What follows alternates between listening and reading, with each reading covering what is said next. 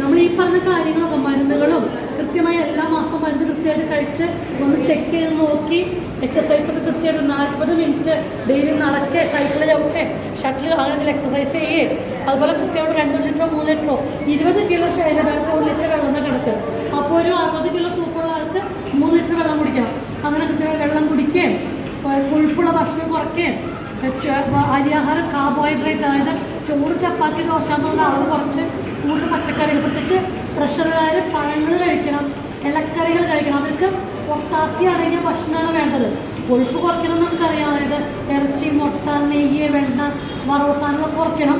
പിന്നെ ഉപ്പ് കുറയ്ക്കണം. നിങ്ങളെല്ലാവരും പറഞ്ഞു ഉപ്പിലിട്ടത്, ഉണക്കമീൻ, അച്ചാർ, പപ്പടം, ഉപ്പ് ബിസ്ക്കറ്റ്, കൊണ്ടാട്ടങ്ങൾ അങ്ങനത്തെ കുറയ്ക്കുന്നതിനേക്കാൾ കൂടുതൽ പൊട്ടാസ്യം അടങ്ങിയ ഭക്ഷണം. പൊട്ടാസ്യം അടങ്ങിയ ഭക്ഷണം ചെല്ലുമ്പോൾ എന്തുണ്ടാവും? സോഡിയത്തെ കുറയ്ക്കും. അപ്പോൾ പൊട്ടാസ്യം അടങ്ങിയ ഭക്ഷണങ്ങൾ എന്തൊക്കെയാണ്? ഒന്ന് പുല്ലുപൊടി, ഷുഗറിനും പ്രഷറും രണ്ടും നല്ലതാണ്. പക്ഷേ നീ കഴിക്കരുത്. ബാക്കി എല്ലാവർക്കും പുല്ലുപൊടി കഴിക്കാം. പിന്നെ ഇലക്കറികൾ, അത് വൃക്കരോഗം നല്ലതല്ല. വൃക്കരോഗം ഇല്ലാണ്ട് പ്രഷർ ഷുഗറിനൊക്കെ നല്ലതാണ്. പിന്നെ പഴങ്ങൾ, കരിക്ക്, ഓറഞ്ച്, മുസമ്പി പഴം കഴിച്ചാൽ ഷുഗർ ഇല്ലെങ്കിൽ പ്രഷറായിട്ട് വളരെ നല്ലതാണ്. അപ്പോൾ അങ്ങനെ പഴങ്ങളും പച്ചക്കറികളും ഇലക്കറികളും പുല്ലുപൊടിയൊക്കെ കഴിച്ചിട്ട് പൊട്ടാസ്യം എടുത്താൽ നമുക്ക് പ്രഷറിനെ കൺട്രോൾ ചെയ്യാം. മാത്രമല്ല അപ്പം വെള്ളം കൂടി വേണം, എക്സസൈസ് വേണം, ഭക്ഷണ നിയന്ത്രണം വേണം, പിന്നെ ഈ ഭക്ഷണം അതൊക്കെ വേണം. കൃത്യമായി ചെക്കപ്പ് വേണം, കൃത്യമായി വേണം.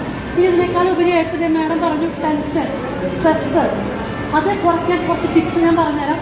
ഒന്ന്, നമ്മളെപ്പോഴും ആക്റ്റീവായിട്ടിരിക്കുക, എന്തെങ്കിലും പ്രവർത്തികൾ ചെയ്തുകൊണ്ടിരിക്കുക, ഇങ്ങനെ ഇരുന്ന് ആലോചിക്കാൻ സമയം കൊടുക്കാതിരിക്കുക. നമുക്ക് എല്ലാ കാര്യങ്ങളും ഇപ്പം ക്ലാസ് എടുത്തുകൊണ്ടിരിക്കുക, ഇങ്ങനെ കഴിഞ്ഞ ക്ലാസ് എടുത്ത് ഇവിടെ ഇരുന്ന് എന്താ പറഞ്ഞത്, എനിക്കിതുണ്ടാവും, എനിക്കിത് അങ്ങനെ ആലോചിക്കാണ്ട് അടുത്ത കാര്യം അതൊന്നും എപ്പോഴും പ്രവർത്തനയിലായിരിക്കാം. രണ്ടാമത്തെ കാര്യം എല്ലാ ദിവസവും കുറച്ചേരം വ്യായാമം ചെയ്താൽ ടെൻഷൻ കുറയും. അപ്പോൾ കുറച്ച് നേരം എല്ലാ ദിവസവും വ്യായാമം, ടെൻഷൻ കുറയും മാത്രമല്ല തടി കുറയാനും നല്ല ബോഡി ഷേപ്പ് ഉണ്ടാവാനും നമ്മുടെ ഉറക്കം കിട്ടാനും നമുക്ക് ബ്ലഡ് സർക്കുലേഷൻ കൂടാനും പല പല മടി അലസതയൊക്കെ മാറാനും വേദനകൾ കുറയാനൊക്കെ വ്യായാമം സഹായിക്കും. അപ്പം ഈ വ്യായാമം ചെയ്താൽ ടെൻഷനും കുറയും.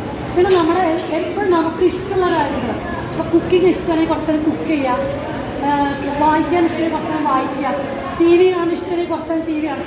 ഫുൾ ടൈം ടി വി കാണാമെന്നല്ല പറയണേ, നമുക്ക് ഇഷ്ടമുള്ള കാര്യങ്ങൾ, നമുക്ക് സന്തോഷം തരുന്ന കാര്യങ്ങൾ ഒരു 20 മിനിറ്റ് അല്ലെങ്കിൽ ഒരു അരമണിക്കൂർ ഡെയിലി ചെയ്യണം.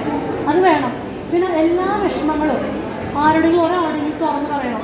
അത് അമ്മയാവാം, അപ്പനാവാം, ഭർത്താവാം, സഹോദരനാവാം, കൂട്ടുകാരാവാം, ആരും ഒരാളുടെ എല്ലാവർക്കും ഇതൊക്കെ നമ്മുടെ ടെൻഷൻ കുറയ്ക്കാൻ നമ്മളെ സഹായിക്കും. ടെൻഷൻ കുറഞ്ഞാൽ കുറേ പ്രഷർ കുറയും. പിന്നെ വേറെ കാര്യമുള്ളത് ഉറക്കം കിട്ടാനായിട്ട് കിടക്കണം നേരത്തുള്ള പാല്, ഇളം ചൂട് പാല് കഴിക്കണമെന്നുള്ളതാണ്.